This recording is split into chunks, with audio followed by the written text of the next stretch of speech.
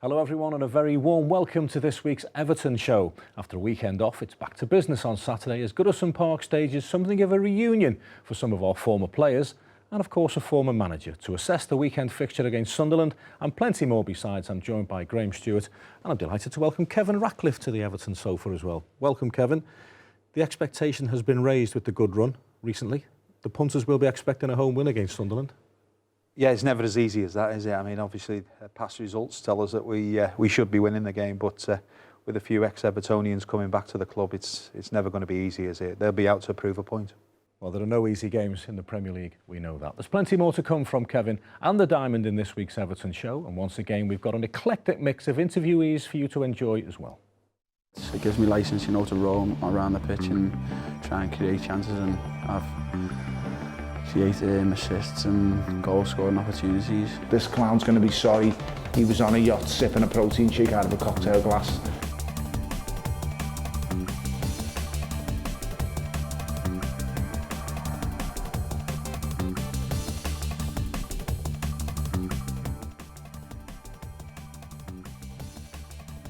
I would have to say my favourite club and period of my career.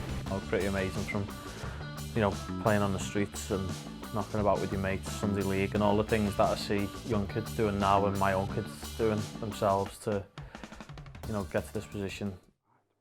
Well, the recent Everton performances have left Evertonians with much to enthuse about. Great play, great goals, clean sheets and a bag full of Premier League points. Now, central to this recent excellent run has been Ross Barkley. We sat down with Ross during the recent break in Dubai and he confirmed that he really does feel as though he's back in the groove. Like any Evertonian, Ross Barkley is enjoying his visits to Goodison Park in 2017. Having impressed in the 3-0 win over Southampton, the midfielder produced 2 assists in the 4-0 rout of Manchester City. He then set up another and grabbed the crowning goal in the Blues' last home outing, the 6-3 victory over Bournemouth. It's a goal that attracted no shortage of column inches. Then again, it's not every day you see a celebration before the ball has even been kicked. It just shows like how much I'm enjoying it at the minute, and all the lads as well. You know, it was the last minute, and something you do, you know, when you're a kid, and I was through and I knew we weren't missing, so I just, you know, celebrated before I scored. It's what every footballer wants to do, you know, enjoy. Sometimes you go through the hard spells, but it's worth it in the end because you get the good days ahead. Enjoying his football then, and a new role for Barkley, employed of late out on the wing, as much as in his more familiar number 10 position. Yeah, I'm playing either inside left, inside right, off the striker, or, you know, helping out in the midfield and getting back and digging in. But yeah, it gives me licence, you know, to roam around the pitch and try and create chances and create assists and goal scoring opportunities. Yeah, I'm open to play anyway, you know, on the pitch. But I'm enjoying that where I'm at the minute.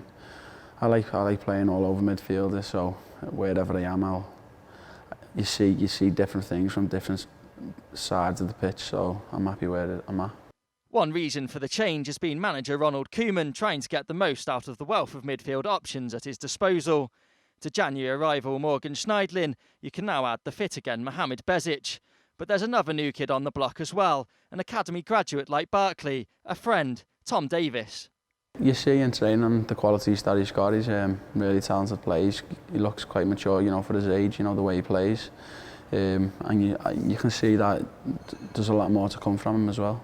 Our understanding, you know, in training, we understand one another, and you see that in the games that we're really getting on, you know, on the pitch. But yeah, he's another player from the academy that's really done well and kicked on, and hopefully he continues with that. I've been there and I understand what it's like, and you know, when you first come in, you're not thinking about anything other than enjoying your football, and you can see that he's playing with a smile on his face. As for Koeman, Barkley is loving life under the Dutchman. The challenge of meeting their manager's sky-high standards is one he and his teammates are certainly relishing. I feel like defensively we're much more organised, and I've learned a lot over the past few months through the gaffer working with us, because, you know, he was a defensive midfielder or defender, and you can see with the sessions that he puts on, like, we're well drilled and we understand, you know, what our roles are on the pitch. He has one-on-ones, you know, with all the players, and you know, just what he expects, and you just try and give what he expects. So all of us are raising our standards, and he wants us to keep our standards high. So what about the remainder of the season? Collectively, the goal is European football. For Barkley personally, it's to build on his 5 goals and 5 assists so far. Yeah, I aim to get double figures, you know, in both. But yeah, that's my role, you know, on the pitch, to create chances and score goals. I feel like I should be getting more goals, and you know, I'm working really hard on it in training. I think part of my game is that I need to get more goals, and aiming to get double figures. That's me aim at the start of every season, to get in double figures. The next chance for Barkley comes with the visit of Sunderland and a host of familiar faces this weekend. Back in form and enjoying his football, the Wavertree Diamond is keen to keep shining. Diamond, Ross is in terrific form, isn't he? He is. Really impressed with Ross's ability at this moment in time. His ability's never been in question, of course, but his work rate has doubled for me.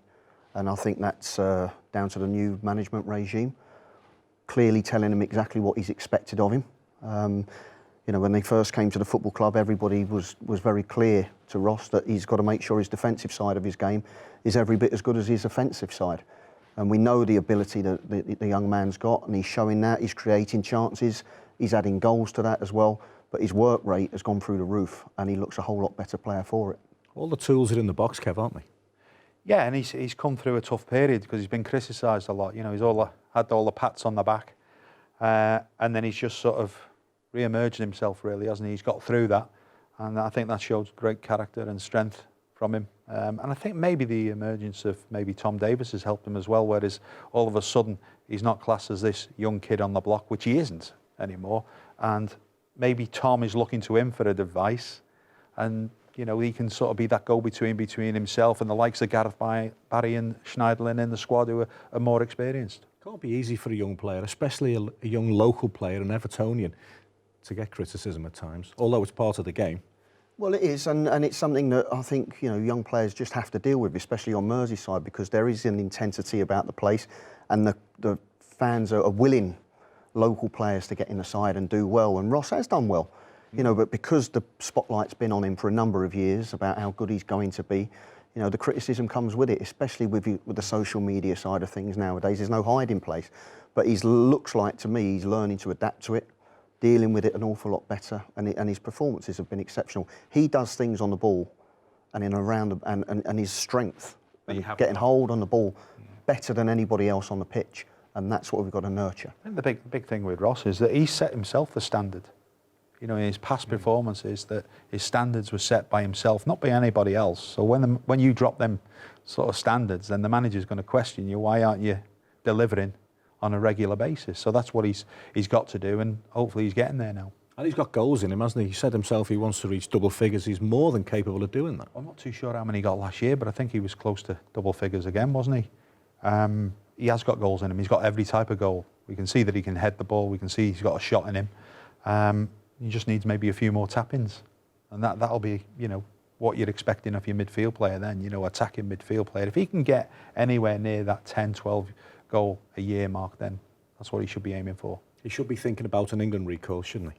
I think so, yeah. I think it's got to be an aim. I mean, I'm sure it was a bit of a hammer blow to him earlier on in the season when he was left out of the England squad, but sometimes it's not such a bad thing as well to get a little bit of a slap round the face and, you know, think about it again, and have I got to work a little bit harder, or have I got to change some aspects of my game to get myself back in that England squad? And certainly I think he deserves it over the last few months of his current form. Well, Dele Alli was maybe below him in starting, and now he's overtaken him. So, you know, that's what you've got to be looking at yourself and sort of saying, I've got to get up to that standard again, and be challenging him for the place, because he looks like the man that he's got to replace to get into the England side. And Gareth Southgate will know him well, of course. Oh, there's no doubt about that. Having him with the 21s, he'll know what he can deliver, what he can actually do. You know, so it hasn't helped him with him not playing in the Euro, especially when they went to France. An England recall for Ross Barkley, that'd do, wouldn't it? Well, just some quick season ticket news for you now to close part one.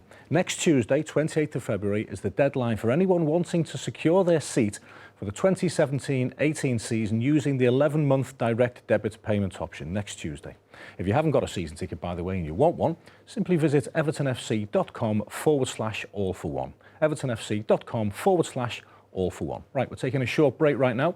When we come back, we'll swap the football pitch for the boxing ring and hear from lifelong Evertonian Tony Bellew ahead of his huge showdown next weekend with David Hay.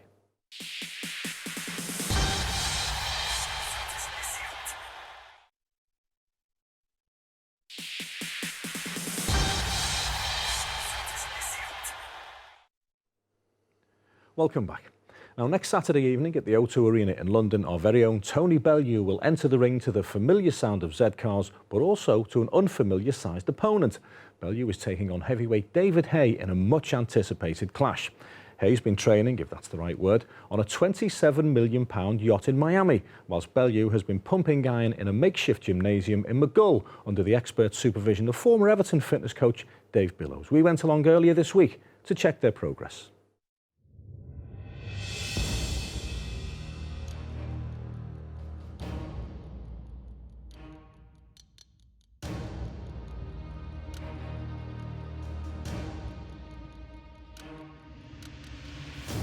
When I get ready for a fight and the fight gets announced, the first thing on my mind is to get home safe to my 3 kids. Number 2 is win at all costs. And number 3 is nothing else matters. It's Monday morning and Tony Bellew is working hard. He's been doing so since well before Christmas. When it comes to his heavyweight clash with David Hay, he's taking nothing for granted. By living by them 3 rules, it makes me prepare as best as I possibly can. It makes me push myself. I'm someone who works on determination and will and drive. I'm not somebody who works on a natural ability and talent. You know, if the truth be known, I'm naturally just a fat guy. But I can have a fight. And, you know, to be able to prepare yourself for the 12-round fight, you have to be able to push yourself, get to the gym, do what you've got to do, go home, rest, go back to the gym, go again. So it's not just a sport, it's a way of life. Bellew's knockout victory over Ayunga Makabu at Goodison Park in May last year saw him become WBC World Cruiserweight Champion. A third-round stoppage of American BJ Flores brought a successful defence in October, but the match-up with Hay is a step up both in weight and class. I'm probably the most driven person I know, so when I started my career, I was probably picked to win a British title. That was probably the sky, that was probably the limit for me, you know, the ceiling. I always believed in myself I could be world champion. At the correct weight, you know, taking the correct path. And it was all about the right fights at the right times, and it worked out in the end, you know. I've been there, seen it and done it. British, Commonwealth, European champion, WBC world champion, at the dream of all dreams location for me. So I've clocked the game. I've clocked the game, and now I'm trying to get the extra bonus levels. That's what I'm doing. And this fight against this tart is a bonus level. To help him reach his peak, Bellew has once again enlisted the help of former Everton fitness coach Dave Billows. It's his gym where Bellew is training on this chilly February morning, as he has been for the past 8 years. I think the chairman got wind of the fact that he used to come into his fights dressed in all Everton regalia, to Z cars and that, so he invited him down to the training ground. And then he just said to me, look, he said, oh, I don't know if you'd care to help me. I'm looking for some advice in sort of strength and conditioning area. Would you be prepared to help out? Tony loved it because he was coming to Everton. He was training with the Everton players effectively where they trained, and they got to know him. And some of the lads, to be fair, Tony Hibbert, Sylvan Distan, Tim Howard, Felly, they'd start boxing. They do a little bit of boxing training. Tony had sort of showed them what he'd done, and they were in awe of what he did because they do like a minute on the pads and they were wiped out. And he would, how do you do that for 12 rounds? I just lost the strength and conditioning coach I was working with. I was just moving gym. And I came across Dave, thought, well, he's going to know what he's doing. You know, Premiership football clubs do not employ people who haven't got a clue what they're doing. So a little bits of spells where he's had to go missing in my career for like a fight or 2. But whenever I've had him for a full 12-week camp and he's there, hands-on, I'm always in the very, very best of shape. I've never been pushed as hard as anyone. He can push me to the limit, he really can. If Bellew's preparations have been familiar and thorough, Hayes have come into question. The Londoner has spent much of 2017 in Miami and has even posted photographs of himself playing basketball on a £27 million yacht on social media. He's not taking me seriously. He thinks it's a walk in the park. And I'll be honest, it could turn out to be a walk in the park, because if he catches me clean in them first 20 seconds, I'm going. But make no mistake about it, if I cop him in them first 20 seconds, he's going as well. So it could be egg on his face for him. I understand what I'm up against. I know how dangerous a fight this is. He doesn't. He does not take that into concept whatsoever, and I'm happy with that. This clown's going to be sorry he was on a yacht sipping a protein shake out of a cocktail glass. The proof is in the pudding, and I am a bit of a pudding, and we'll see on the night. If you're in a football team, you know, you can hide for a bit, your teammates will look after you. In the boxing ring, there's no one there to help you. So there's no way to get to the top apart from working hard. And I just say, listen, just get on with it. You know, I'm a bit tired, I'm a bit this and that. I'll say, well, you know, if you miss a training session, you're not getting as fit as the guy who's standing opposite you in the ring. You know what I mean? And that guy's trying to knock your head off. And he understands that, so he just gets on with it. To that end, how does Bellew envisage the fight panning out? A part of me would love it to go past 5 rounds, because I know it goes past 5 rounds, this punch is going to quit. I know he's going to quit. And then a part of me says, if it does go past 5 rounds, I'm going to have to endure some heavy shots and punishments and get off the floor probably. So I worry about that part. But then there's another part of me that says, if I just hit him clean with the same left hook I hit McCarby with, he's just going to go fast asleep. I hate losing. Everyone will tell you, I can't even let my 11-year-old son beat me on FIFA. If you can bear losing, then you are in the wrong sport if you're in boxing. You really are. So I have to win, March the 4th. I have to win.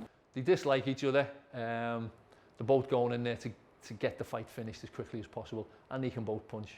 So it's one of them. Tony's going in as the underdog, but if he catches Hay, Hay's gone, and vice versa. If he is to record his 29th win in his 32nd bout, Bellew will need to call on the support of his avid army of fans. It's Hay's backyard, but the Toffees are heading to Tottenham on the same weekend. He's expecting the O2 to be turned blue. The truth be known, he wanted February the 4th. I knew a certain team were going to be playing in London on March the 4th, and I assumed it was going to get moved to March the 5th because Tottenham were in the Europa League, and it was just clever planning ahead by me, to be honest. I'm pretty sure 90% of that of the Everton end away in our Tottenham game will be at the O2, or trying to get in, shall I say. Now it's just about those final preparations and being ready to avoid the so-called haymaker when the first bell rings a week on Saturday. So the Saturday before, he has an eyeballs out session, and then on the week of the fight, he'll do a couple of sharp sessions where there's no real, it's more neurological, it's more his nervous system, reactions, that kind of thing, but nothing really physiological, nothing that'll tire his muscles or anything like that. He'll do a couple of technical sessions with Dave Caldwell, and it's just about recharging his batteries, ready for the big fight. Whatever happens, Bellew will be as prepared as he has ever been. He may have already sampled Hollywood and become a world champion at his favourite home, but beat Hay and global boxing stardom truly awaits. Tony Bellew versus David Hay on the Saturday night. Tottenham versus Everton on the Sunday. You and I will be in London for that weekend. It could be the perfect weekend. Yeah, it could be a blue double. That's what we want. You know, starting with Tony on the Saturday night, a fight that everybody's looking forward to, probably in the world, let alone this country. But I love his honesty, Tony. He's under no illusions. If Hay bangs him, he could be, you know, seeing stars. Equally, Tony knows that if he hits Hay, there's every chance he can be on his backside as well. But you know, I agree with Tony there as well. The longer it goes, I think Tony's got more of a chance because I know he wants it more. And if he has to get off, off the canvas, I think Tony's more likely to do it than Hay will, because I can't for the life of me see how David Hay will want it as much as Tony Bellew, because he's got that fire in his belly, he's got that determination about him, hasn't he, that all Evertonians have. Saw Tony being put through his paces there by former Everton fitness coach Dave Bellows. In that situation, Kev, there are no shortcuts, are there? You're only cheating yourself, aren't you? I don't think I've ever seen any sportsman, you know, in the boxing trade. I think they train harder than any other sports person. You know, every part of the body, you know, the amount of hours they actually put in towards the fight as well, and obviously losing weight as well to get to a weight, putting on weight, I think, which Tony will be trying to do, put on a little bit more weight. But I'm in agreement with Graham there. The longer the fight goes on, the more chance maybe Tony's got. He's just got to make sure that he gets through them 4 rounds. If he gets through 4, 5, 6 rounds, then he's going to be stronger than David Hay. And you always know whether you start losing a little bit more of your power, the longer the fight goes on. It's the polar opposite to his fight at Goodison Park, isn't it? Because Tony's had to go into David Hay's backyard, but being the underdog, being away from home, that won't bother Tony Bellew. No, it won't bother him one little bit. I mean, at the end of the day, the rings are the same, aren't they? They're the same size. He'll be concentrating so much on David Hay as a person himself anyway. And plus the fact that even when we go to London, you know, we know for a fact there's going to be thousands of Scousers down there anyway, you know, and they'll make sure they're heard. There's no doubt about that. Be a great atmosphere, won't it? I think London's going to be inundated with Scousers, aren't they? If you've got a match on the Sunday and the fight on the Saturday night. So, yeah, it's going to be a good weekend. Do you think he can do it, Kev? Look, you never know in boxing. Anything could happen. I mean, everybody, you know, down maybe south of Birmingham's going to tell you David Hay's going to win. I think everybody north is hoping that Tony Bellew does it, and I'm one of them hoping. Tony Bellew? I hope so, Darren. I mean, again, at this weight, you know, one punch and your lights are out, and that's the danger, and Tony knows it. He's just got to make sure he avoids it. Well, he carries all our best wishes, that goes without saying. And that's it for part 2 of this week's programme. Coming up in part 3, we'll hear from one of Kevin's former teammates, Trevor Stephen. We'll bring you the goals from our under-23 victory on Monday night, and we'll show you Phil Jagielka and Ramiro Funes Mori flipping pancakes.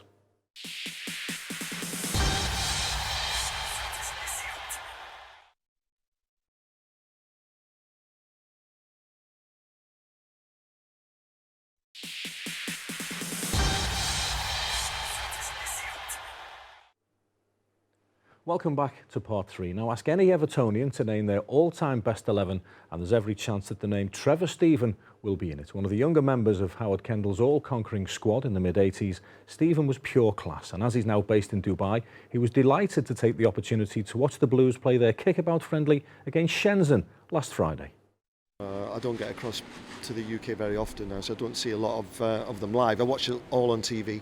I work for television out here in the Middle East, and obviously follow Everton closely. And good to see them in this part of the world, although they've brought the pretty poor weather with them, I have to say. How long have you been based over here now then? Nearly 5 years, so I'm pretty well settled here in the Middle East and enjoy the lifestyle here. And it's I work up in Qatar with the TV channels that cover the Premier League here, and it's good. I enjoy it. So, but you know, there's nothing like you know, watching Everton play and Everton win, and that's really enjoyed. You know, the recent performances seem to be getting better and better, and very optimistic. Have you been impressed with what Ronald Koeman's done since he took over? Yeah, I always thought, if you go back to things I said, you know, when the change of management was happening, I thought Ronald Koeman would be the one to get, but I didn't think that Everton would get him at the time. I was delighted when he took the job. It started really well. Then it faded, but it's come back even stronger, and he's unearthed one or two players, or given them the opportunity to play, you know, like Holgate and Tom Davis, for instance. And he's also bought well in the transfer window. So putting that all together, it's a really healthy situation, really strong situation to build on. And no, I'm really pleased the way that Ronald Koeman's doing the job. It's great. Which of the current crop of players do you really enjoy watching the most then? I like watching Ross. I like creative players, I have to say. But you know, you got to take your hat off to Seamus Coleman, who's a workaholic at right back with no great shortage of quality, and a goal scorer as well. But I've really enjoyed watching Tom Davis come through, and his confidence to get on the ball and to compete, you know, at such a young age, and take responsibility and be brave enough to hold on to the ball. Which is not easy to do actually sometimes, you know, when things are not going well, but he seems to be really brave on the ball. So a good mix of youngsters and some mature players there as well. And when you think back to Everton, clearly you must have so many fond memories. Yes, you know, I played a long time, and the years at Everton were the ones that I enjoyed the most. It was very much a successful period, obviously, but you know, re-establishing the club along with the group of players that I was playing with was great fun. It was a great achievement when you look back as well. Thoroughly enjoyed my time at Everton, and you know, still I would have to say my favourite club and period of my career. Dubai clearly looks as if it suits Trevor. He looks well there, Kevin. How good a player was Trevor Stephen? I think he's most probably, as an outfield player, one of the best that I've played with. Really? I was an outfield player between him and Kevin Sheedy, but two different types of players. You know, Trevor could go past you. Kevin made the ball go past you. Not himself, you know, but Trevor could do anything. And he was very, very good in the air as well. You know, very underestimated. And, you know, I don't know how many times he played for England, went to a World Cup. I remember him sort of changing the game by playing as a wing-back. I'd never seen him as a wing-back, but that was Trevor. Trevor could play any position because he was so gifted as a player. Great touch, great ability, could cross a ball, could shoot, could head it. You know, you ask him, he could do it. Just before off-air, Graham, you were saying Trevor Stephen floated past people. Well, he did. I mean, my memories of him are when I was growing up as a kid in London and watching that great Everton side that Kevin was obviously part of, Sharpie, etc. And Trevor Stephen, being a wide right player, I was looking at it because that's where I was playing when I was, you know, coming through as a kid. So I was looking to, you know, obviously immediately look at the players that play in your position. And Trevor Stephen was as good as there was in the first division at that time, and certainly at world level as well. He was a Rolls Royce of a player, really. Yeah, he made my bad balls into good balls, so that's how good he was. So he was kept busy. Yeah. What was he like in the dressing room, Kevin? Because as I said in the intro to that piece of film, he was one of the younger guys. I think he was something around about the age of 19, 20 when he come in from Burnley. I think Howard had bought him. And I always remember talking to Howard after he bought him. He says, "Do you know what?" He said, "Every opportunity I got, I just used to go and watch him play." That's how much that Howard liked him. And he bought him, I think, for about 220 grand. But he was quite quiet, you know, obviously coming from somewhere like Burnley into a dressing room. Although we were quite young, there was still an old guard at Everton then, and he fitted in. You know, there was no problem because there was no dislike to him. You know, he wasn't a nasty person. He was just a nice person, and he just got on with things. Trev.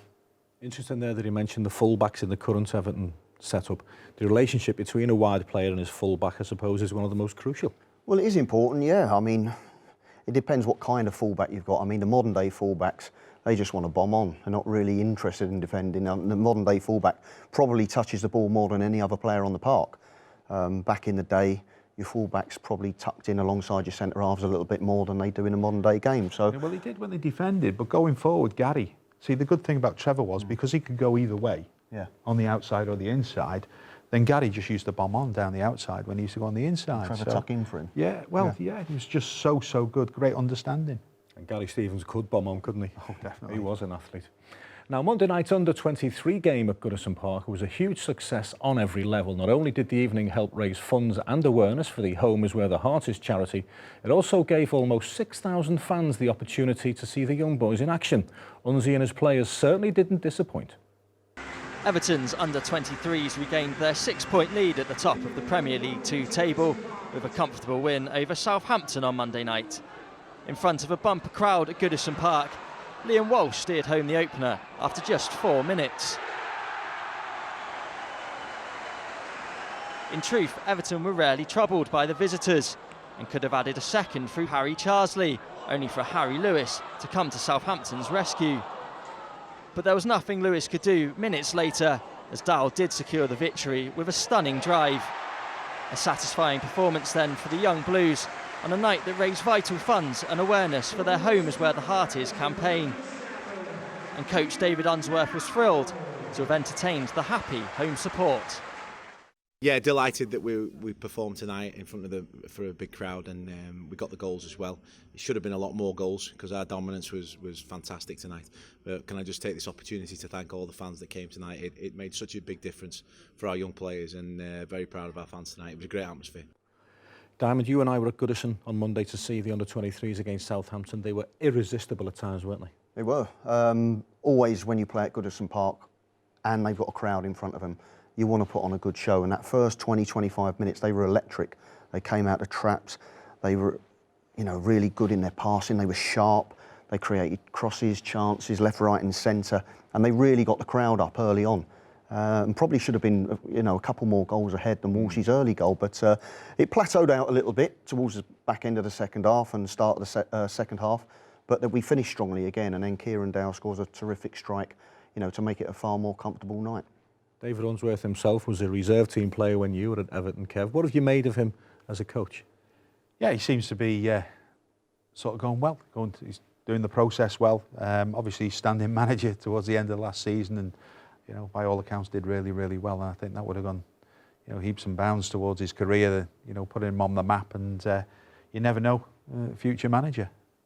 When you looked at the team that played on Monday, Graham, there was 10 players that Snods and I counted from the commentary position that weren't involved because they were either with the first team, the likes of Tom Davis and Mason Holgate, or they were on loan, your Callum Dysons and your Gethin Jones. Yeah, that's right. I mean, it's important. It's difficult because we have got a big squad of young players, and some of them need to go out and experience real football. And I say real football, you know, I say it in a way whereby, you know, men are playing against them for 3 points. But the good thing, what I love about Unzi and the way him and John Ebb will get the lads playing, they play at a proper tempo. Whereas you see some under-23 games and they're very, very passive and, you know, it's easy-osy football. David gets them playing in the proper manner. And as I say, that first 20 minutes, they were absolutely electric. Some terrific performances. Young Anthony Robinson at left-back was outstanding. Walshy ran the show from the middle of the park. Joe Williams coming back as well after a long-term injury was a massive plus point. He played very well. You know, there wasn't a bad player on the pitch, and it's testament to the effort that the lads are putting in down there. And there's 6 points clear at the top of the table, which is terrific. Right, now for something completely different. Next week it's Pancake Tuesday. Now, I'm no lover of them, but clearly plenty of people are, and with the help of one of our commercial partners, Protein Works, Phil Jagielka and Ramiro Funes Mori showed us how to flip the traditional pancakes, or maybe how not to do it. You decide.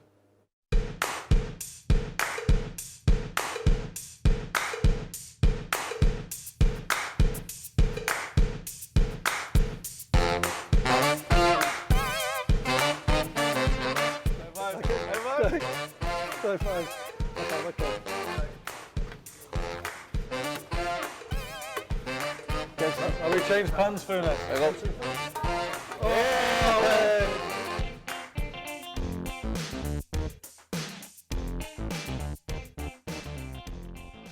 Diamond, they're not for me, but your favourite topping? Lemon and sugar. Simplicity is genius, Daz. Traditional, Kev? Ice cream. Ice cream, there you go. If you enjoyed that, by the way, look out for the full video and discover the winner of the Pancake Flip Challenge on evertonfc.com from Monday. We're taking another short break now, and coming up in the fourth and final segment of this week's Everton show, we look ahead to Sunderland's visit to Goodison Park with Leighton Baines and, of course, with Ronald Koeman.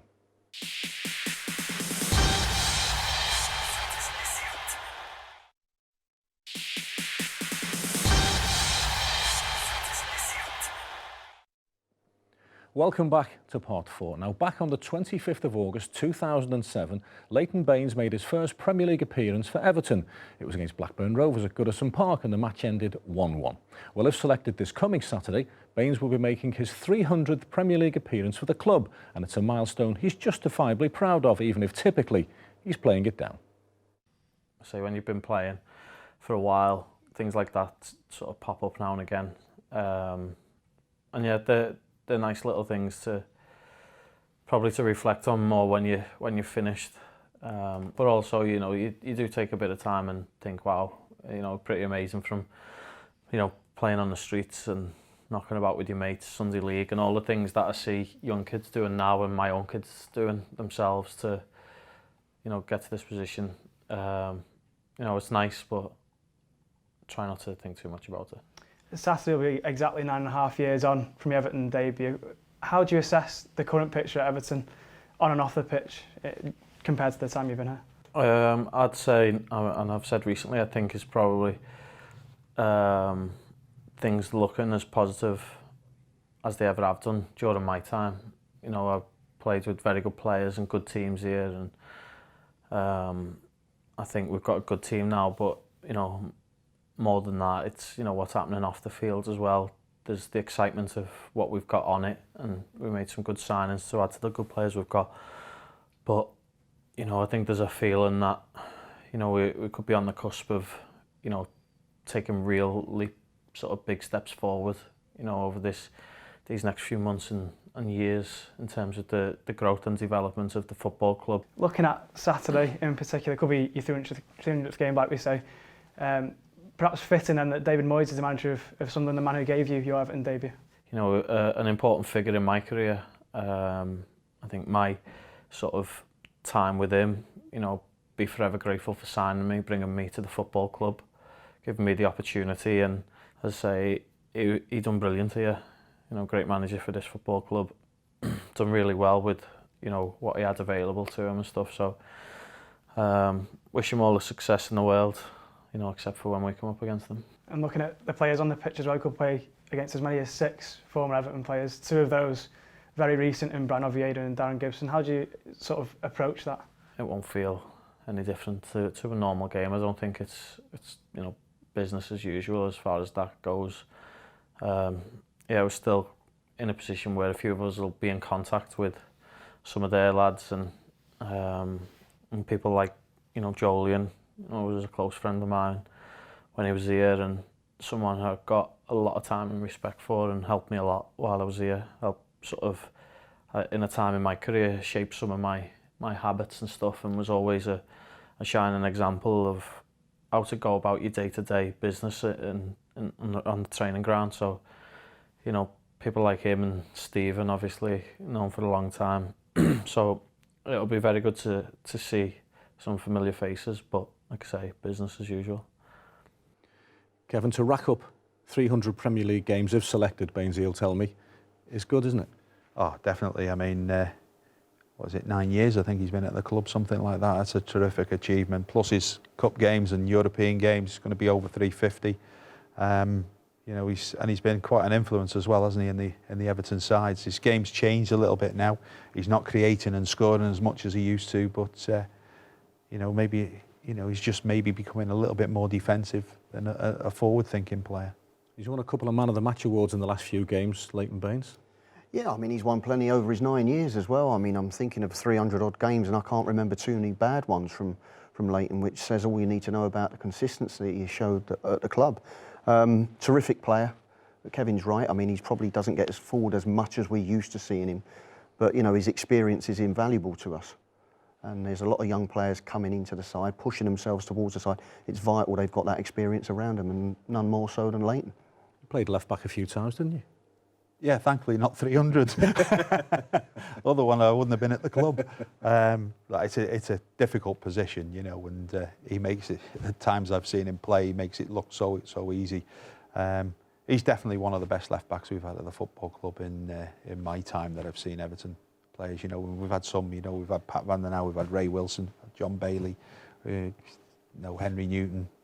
We've had some great players, great internationals, and, you know, he'd be fighting for that top spot, I'm sure. Bales was a really good player, wasn't he? Yeah, I didn't really see Bales, somebody take him to the cleaners. You know, I can't really remember too many games, and there's not too many, which Bales will tell you that too many of them score 40-yard goals with a chip.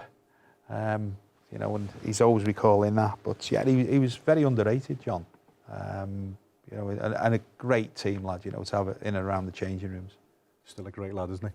Oh, Bales, I love Bales. I mean, every time you see him, he's full of beans, isn't he? He keeps telling me he's only popped out for a loaf, and he's been loves saying that one, that for years. Yeah, I know, yeah. He's still out. He is. He's a character, isn't he? And there's not as many of those kind of characters in the game anymore. Always terrific to see Bales around and about the place. Well, it's 8 Premier League games unbeaten now for Everton, and on Saturday we welcome a Sunderland team that has recorded just 5 wins from their 25 Premier League games this season. A home banker, Ronald Koeman, won't be taking anything for granted, that's for sure. Yeah, it's a difficult one. They fight against relegation, and I don't look to the table when we play at home or when we play away against the opponent. The position of the table is not the most important, and I watched them against Southampton at home, and by far Sunderland was the better team in the first half, and they had a good win away against Crystal Palace, and they are still fighting, and they are difficult because they will not come to Everton to open the gaps between the lines, and that will be really a tough game, and we need to play out of a good level of football, and we need good movements by attacking and create chances to score, and we know the dangerous part of Sunderland is always Defoe, because he's really fast and he's really a goal scorer, and okay, we need to stop that. How's the squad looking ahead of the weekend? Yes, very good. Of course, we had a good week in Dubai. Some players with some injuries like James McCarthy and Kevin Miralles, they are back. They're available for the weekend. Romelu stayed in Belgium, a visit to his doctor over there, and with some calf problems. But he's also back, and he's also available for the weekend. Kev, what have you made of our season so far? I always think that you always judge somebody when you go through a sticky spell. I think he coped with a sticky spell really, really well. You know, that I think it was, 10 games without a win, or 1 game in 11, 1 win in 11. Wasn't good. Things were getting a bit heated. People were starting to question him. He's just still the same person that he was when he was winning games. And, you know, to turn that around and be where we are now and people talking, then I think it's testament that I think we've got the right man in charge. As I said to Kevin at the very start of the programme, the punters this weekend will be expecting nothing less than an Everton win, a good Everton win. Well, of course they are, but again, we all temper that with the fact that we always know that there's no easy games in the Premier League, and Sunderland are fighting for their lives. They'll always feel that they're in with a chance with somebody like Jermaine Defoe, who's been in terrific form for them. If it wasn't for him, they'd probably be virtually down by now anyway. You've got a lot of ex-Evertonians coming back to Goodison Park as well, so they'll be keen to impress, not least the manager. So it's never easy, but if we play to our capabilities, we start the game well, impose our style on them, work hard, stop them playing, I can't see anything else than 3 points for us. He's got a really big job on David Moyes, Kev, hasn't he? Massive, and I think that maybe he wouldn't have gone to the club if he realised, you know, that he didn't have maybe money that he thought he was going to get, and the job that it was going to be. And thankfully they've still got a chance with when you've got somebody like Jermaine Defoe, but I'm not quite sure with Defoe and Januzaj up front that that's going to be the perfect solution to get you away from the relegation battle that they're in. But I think we should have enough. We're strong enough, and we should have enough to come through the game quite easily. And as you alluded to there, he's turned to the Everton old guard to try and get them out of trouble.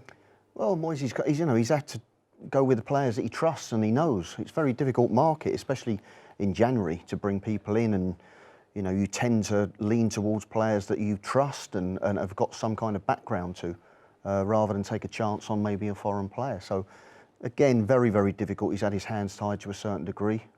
I'm not so sure that they're going to come through it, to be totally honest with you. They've been dicing with that for the last few seasons, haven't they? You keep playing Russian roulette. One day, you know, that trap door opens up, and, you know, make sure we push them a little bit nearer to it Saturday. Let's hope so.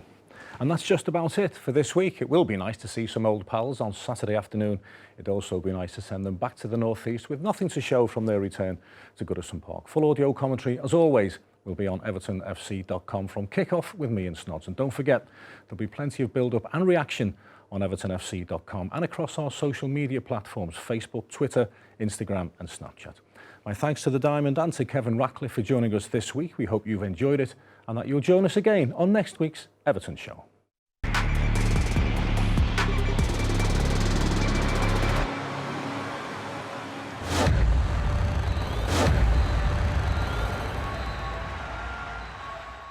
Catch the lowdown for all your entertainment, culture and lifestyle from around Liverpool.